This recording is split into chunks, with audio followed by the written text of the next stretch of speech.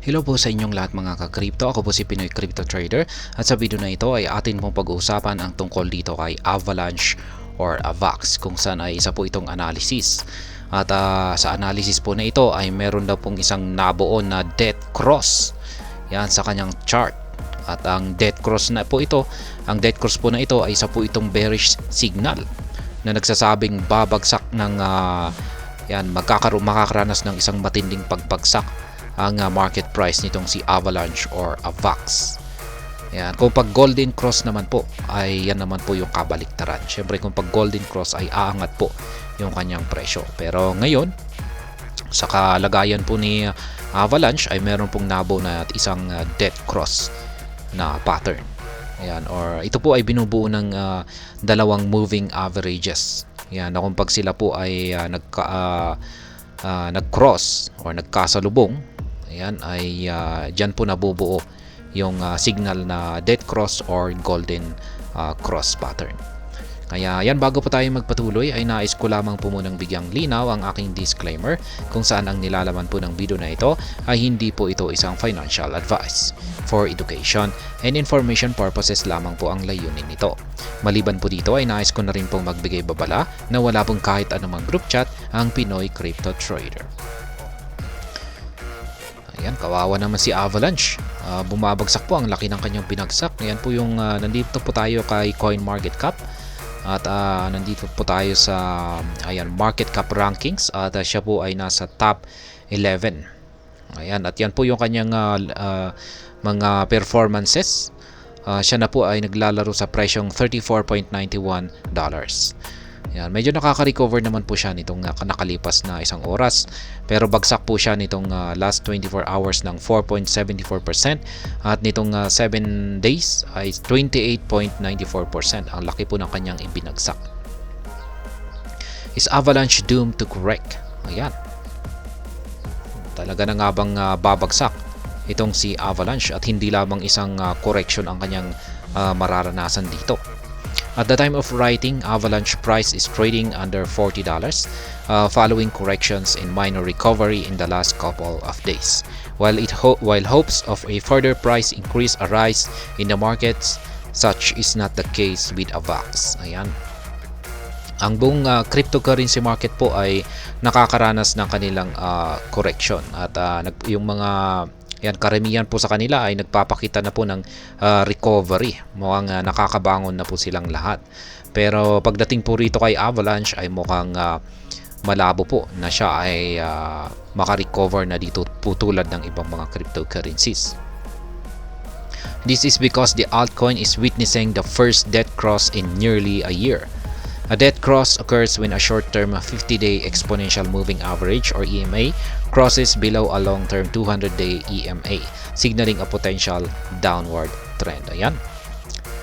Mukhang hindi po kaagad na makaka-recover itong si Avalanche dahil siya po ngayon ay nakakaranas ng isang nabuong death cross pattern dito. At ito raw yung kauna-unahan na nabuong death cross pattern sa loob ng taon na ito. Kaya ayan, sa mga hindi po nakakaalam ay ang death cross pattern na ito ay nabubuo po sa pamamagitan ng mga moving averages. Yung 50-day moving average, yan, ito po yung kulay red. Yan yung masyadong magalaw at yung kulay blue naman po ay ito naman po yung medyo kalmado na moving average. Ito po yung 200-day na EMA. Ngayon kung pag nagkasalubong po yan yung kulay red or yung 50-day moving average ay pumunta sa ilalim ng 200-day moving average natin, ay yan naman po ay nagbibigay ng death cross na signal. Pero dito naman po kung pag yung kulay red ay nag-cross papunta sa ibabaw ng kulay blue na 200-day EMA, ay ito naman po yung golden cross na signal. Yan, aangat naman po ito. Kaya yan, dahil sa tulad po nito, golden cross po ito at mapapansin po natin na yan. Pagkatapos po ng nag-cross dito ay umangat talaga ang market price ni Avalanche. Pero dito, ayan, ay mukhang babagsak po siya. Kasi ito yung kabaliktaran. Death cross po yan. AVAX price prediction, more downtrend to come. Ayan. Mukhang magpapatuloy lamang daw po sa pagbagsak ang presyo ni AVAX sa mga susunod na araw.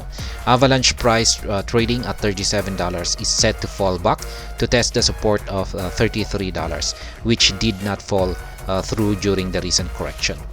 Losing this support combined with the bearish market cues will result in a decline to $29. Yan sa ngayon, sa presyo po ni Avalanche ngayon na naglalaro sa 34 na po ngayon. Yan, mas bumaba, $34.88. Ay ayon po rito ay mukhang magre-retest po siya sa support na $33. Kaya napakalapit na po. Yan, 34.88, napakalapit na po niya sa support line na $33. Dito raw po siya makakaranas ng retest. Yan, ititest po niya yung support dito kung tatalbog siya or hindi.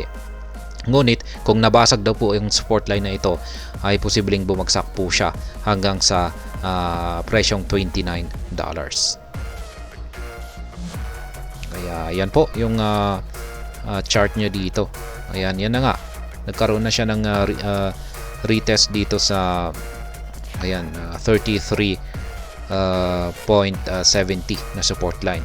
Pero kung nabasag daw po ito ay yan, posibleng babagsak po siya sa presyong $29.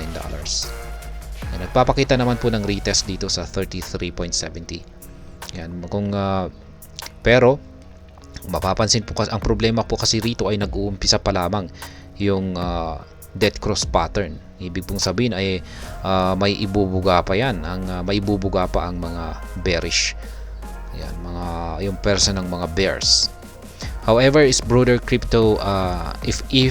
market cues turns bullish and instead of the downtrend, the uptrend gains strength.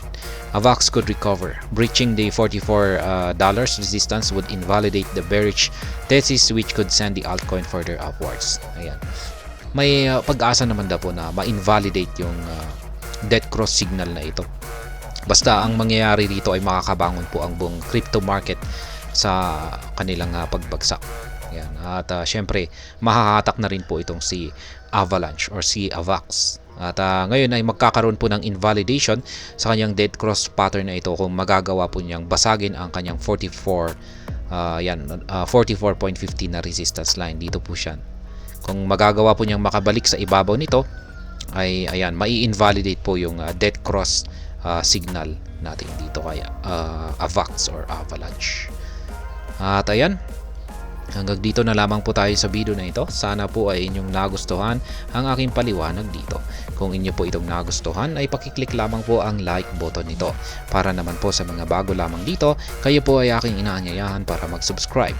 Pakiclick na rin po ang bell icon nito dahil ito po ang siya magsisilbing notification nito sa mga bago kong videos na akin pong ina-upload sa aking YouTube channel na ito. Marami pong salamat sa panonood. Ingat po tayo lagi at God bless po sa ating lahat.